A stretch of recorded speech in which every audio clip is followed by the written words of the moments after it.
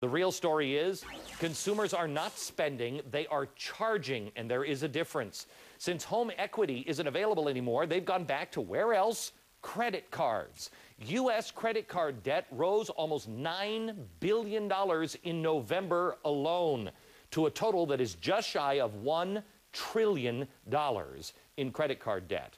And now, just like with the mortgages, people are having trouble paying those credit card bills. A recent study shows that late credit card balances are up 26%, and defaults, which is when lenders basically write off the debt, are up 18%.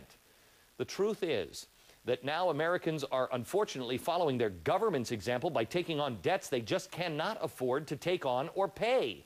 But there's a dirty little secret that everybody always seems to forget. Someone always pays. And soon, when those bills come rolling in, everyone will quickly understand exactly what that means. Want to buy some gold?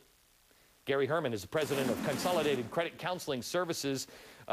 Gary, where am I wrong here? Credit card debt is frighteningly high. I find you to be completely correct, Glenn. Oh, see, I like this guy. Conway, book him again. This guy's a genius. We're at the credit card debt that is rising so rapidly in November. The people who really put it on, it's the worst of the worst credit as well, right?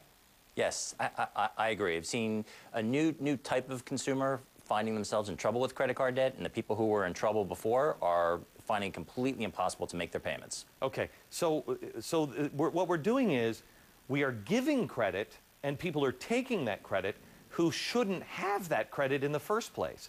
What's the straw that's going to break the camel's back here? We've got people who are in houses that they can't afford, with credit card debt that they can't afford. We've got the banks and American Express and Citicorp and everybody else all leveraged beyond any kind of reason on this. What is it that's going to make this whole thing unravel? Well, for individual consumers, the straw that breaks the back is different for each one, but it's typically one event that they weren't planning on, whether it's their mortgage adjusting, so their mortgage payment's $200 more, or the price of gas went up and they weren't accounting for how much they had to pay to commute back and forth to work. And when consumers reach the limit on their credit cards, they can't borrow in their house anymore because of the credit crunch. When they stop spending, that's when things will really get bad. So, Gary, it amazes me that people don't see this coming. It amazes me. You've got gas prices going up. We're in a war. You can't afford health insurance. I mean, all of these things are sitting out here, and nobody is paying attention. Are we intentionally just sticking our heads in the sand, or is there a chance that guys like you and me are just completely wrong?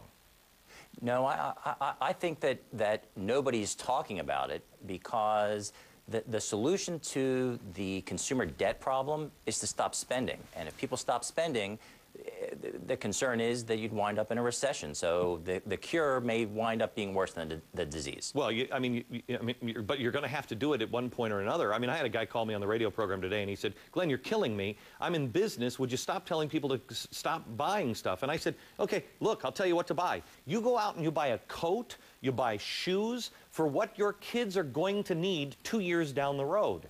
Because if this continues, the dollar is going to continue to fall, everything's going to collapse. You know, at least buy something that you're going to need. You know you're going to need, not another plasma television.